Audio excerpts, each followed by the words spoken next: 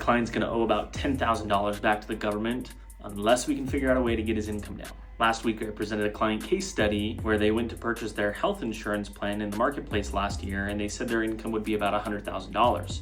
Turns out their business has had a great year. They're expected to be about $190,000. Because they're over the limit, they have to pay back all of the tax credit, which is about $800 a month or about $10,000 a year. That is unless we can get their income down from $190,000 to about $124,000 or less. And this is possible because they're self-employed. So this is one such option. We're gonna call this paying yourself.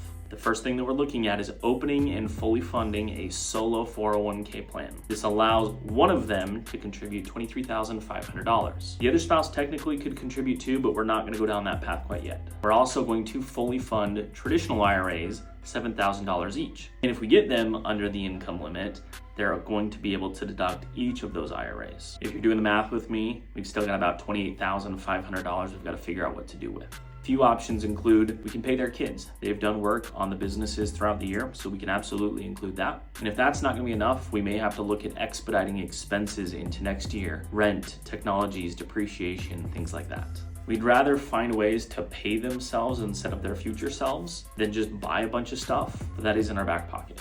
We also found out today that while their health insurance plan has a very high deductible, it does not qualify for an HSA. So that $8,700 deduction is gone.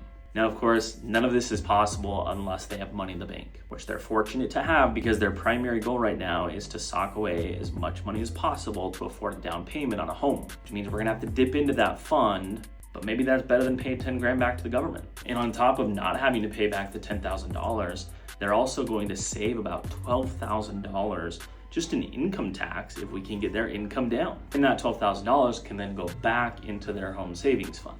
So a lot on the line here. We'll talk about the other scenarios in the future. Again, expensing things, expediting things, buying a car, also potentially just paying the darn thing back and moving on. What would you do? And hang out for part 3.